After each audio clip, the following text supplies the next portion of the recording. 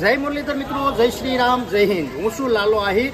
મિત્રો આજે હું સુરત આવ્યો છું। 18 વર્ષને કહેવા માંગુ છું કમલ પાર્ક ઈશ્વર કૃપા સોસાયટીની અંદરમાં ભદુભાઈની ત્યાં કીર્તિ પટેલે એવો આરોપ આપ્યો હતો કે એનું મર્ડર કરી નાખ્યું, માથામાં ટકા કરીને ફેરવાતા, એની સાથે પદુ, ભાવો, આ હેતો ને બાલો, આ 4 જણાની ટોળકી હતી। બરાબર, આ લોકો હારે કામ કરતા, હારે બધું કરતા, પરંતુ એક દિવસ એવો આવ્યો મિત્રો, એક તમને તમારા રૂવાડા ઉભા થઈ જશે કે આ લોકોએ કઈક ચોરી કરી હતી ને એના પૈસા આવ્યા હતા ને એનો કઈક આ લોકો બધા સાપુતારા ફરવા ગયા, ન્યા આ લોકોને કઈક બબાલ થઈ પદુ જોડે, સાપુતારાના પેલા પાણીમાં છે ને ત્યાં બોટ ને બધું, એની અંદર પદુની લાશ 3 દિવસે જઈડી હતી।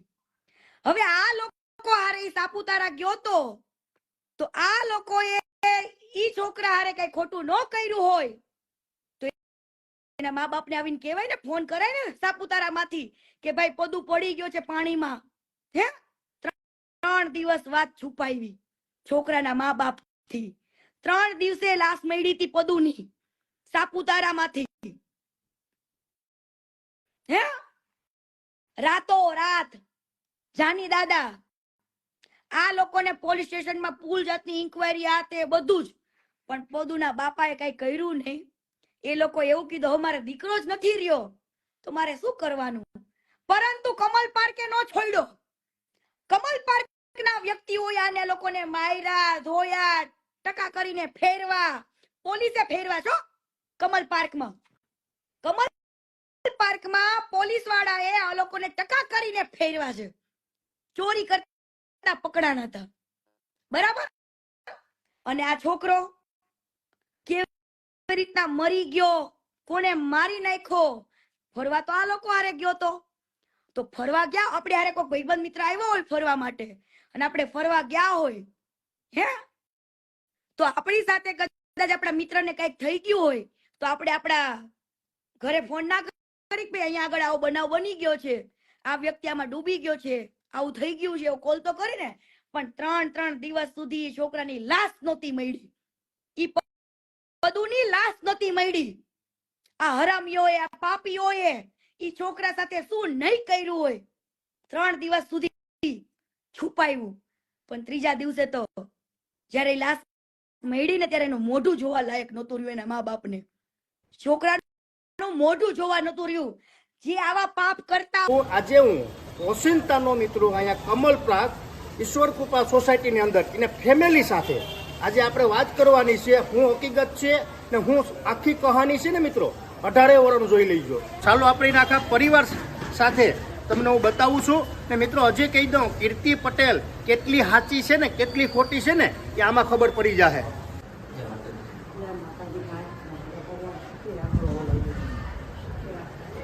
મિત્રો આ છે ભદુભાઈ ને આ છે ભદુભાઈના પપ્પા।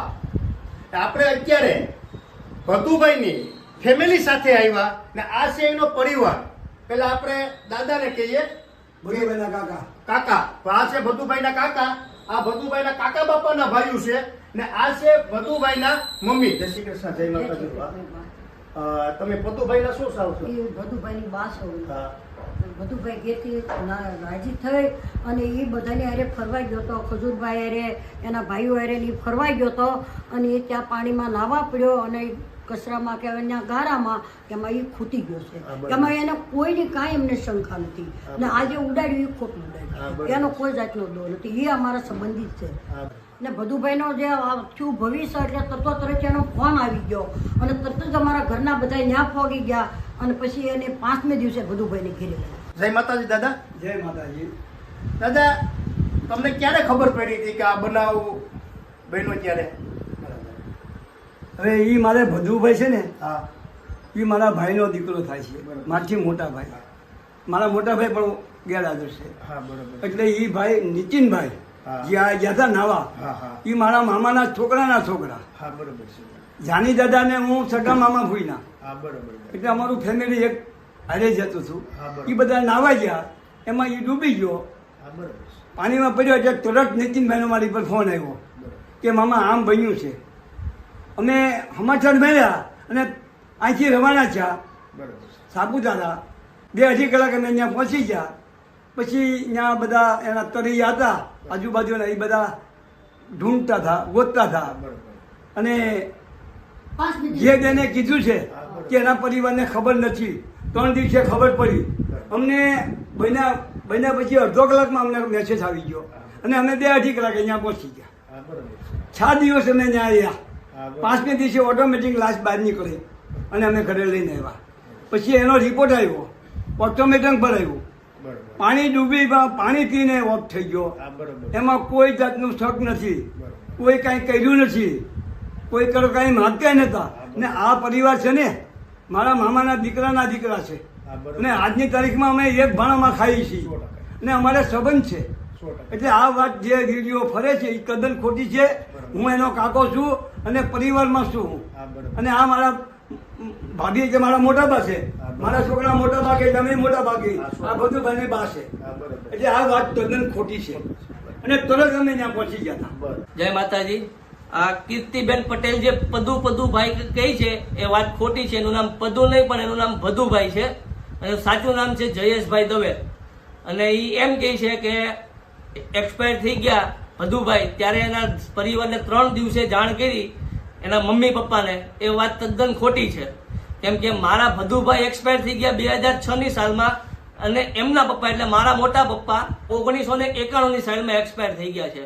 તો એ કઈ રીતે કહી શકે કે એના પપ્પાને જાણ કરી, એને મમ્મીને જાણ કરી 3 દિવસે? એ વાત તદ્દન ખોટી છે. તરત જ ફોન આવી ગયો હતો અને મારા પપ્પા, મારા કાકા અને અમારો પરિવાર 2 કલાકની અંદર ત્યાં પહોંચી ગયો હતો અને શોધખોળ ચાલુ કરી દીધી હતી. આ કીર્તિબેન બોલે છે કે આ બધુંનું આમ છું ને આમ છું ને એ બધું ખોટું છે. બધું મારો દીકરો છે અને નીતિને યતિને એ મારો દીકરા જ છે. અમારે કોઈ લેવા દેવા નથી. આ બધી આવું ખોટું બધાને ઇન્જામ લગાડે છે, બાકી એનો કોઈ દોષ નથી. મિત્રો આ આખે આખો ભદુભાઈનો પરિવાર છે, આ એના કાકા છે, આ એના મમ્મી છે. મિત્રો 18 વર્ષને કહેવા માંગુ કે આ આખી સચ્ચાઈ આખું આ બધું બહાર પડી ગયું. કે મારે ખાલી એટલું જ કહેવાનું છે કે કીર્તિ પટેલ હાવ ખોટી છે. આ બાબત ઉપર એને કઈ ખબર નથી તો એ ખોટો બકવાસ કરે. મિત્રો 18 વર્ષને ખબર પડી ગઈ છે. અમે અત્યારે સુરતની અંદર આપણે પદુભાઈ એના ઘરે એના ફેમિલીને મળી લીધું. મિત્રો તમે 18 વર્ષ હવે તમે ન્યાય કરજો કે કીર્તિ પટેલ મિત્રો કેટલા હૈદે ને કેટલી ખોટી છે એ. કે આને શરમ નથી કીર્તિ પટેલને કે તારે શરમ આવવી જોઈએ. કીર્તિ થોડીક તારામાં માણસાઈ હોય ને તો હવે તું થોડીક શરમ રાખ. જે હાસા માણા જે આપણે 18 વર્ષ માંથી અમુક લોકો બધાને ખબર, આમ તો જો કે કહેવાની જરૂર જ નથી, આપણે કઈ ખુલાસા દેવાની જરૂર નથી. પણ અત્યારે અમારે દેવો પડે એનું કારણ કહું કે આ હલકીની કે એને શરમ નથી, નાક નથી કે જીમ હાલે એ મંડાણી, એટલે અત્યારે આ ખુલાસો કરવો પડે. કીર્તિ પટેલ હવે તું સાચી છે ને? મેં બે મુદ્દાના તને ખુલાસા કર્યા ને હજી હું ખુલાસો કરી. હજી તું ધ્યાન રાખજે, હજી હું ખુલાસો કરી. મિત્રો આને પૂગી નો રગે ને એટલે વચમાં ફેમિલીને ગાલી દે, ગમે એને ગાલી દે. આ એની ઓકાત છે કીર્તિ પટેલની. હવે તું થોડીક શરમ રાખ, માપમાં રહી જા, એમાં તારી ભલાઈ છે. પછી નો કહેતી કે અહીંયા કીધું નહીં, મગજમાં ઉતારી લઈ જા કીર્તિ પટેલ. હજી હું ખુલાસા કરી ને. કીર્તિ તને શરમ આવવી જોઈએ કે તું જીવતાને હક લેવા નથી દેતી. જીવ માણા સ્વર્ગવાસી થઈ ગયા, હવે ન્યા પુરાવા લેવા જવાના. હવે તું થોડીક તારી માણસાઈ હોય ને તો હવે તું પાછી વળી જા. ને 18 વર્ષને ખબર છે કે ખજૂરભાઈ કામ શું કરે હો, એ તું તારા મગજમાં ઉતારી લે, એમાં તારી ભલાઈ છે. ને ખજૂરભાઈ હવે તમને કહું ભાઈ કે તમારે જવાબ દેવાની જરૂર નથી. ને આ વિડિયા બાબતથી આખા 18 વર્ષને ખબર પડી જાય કે આમાં કોણ સાચું છે ને કોણ ખોટું છે. ને ભાઈ તમારા કામ બોલે, ખજૂરભાઈ તમારા કામ બોલે. સમજાવું ને? મને તો એટલી આશા છે કે 18 વર્ષ અત્યારે હાલમાં સપોર્ટ કરે જ છે ખજૂરભાઈને, અત્યારે કરે. કે કીર્તિ પટેલ તું માપમાં રહીએ ને હજી કહી દઉં ખજૂરભાઈ, આને હલકીને તમારો જવાબ નથી દેવાનો થતો. જય મુરલીધર, જય દ્વારકાધીશ, જય હિન્દ. સમજાઈને વંદન, બાકી અભિનંદન.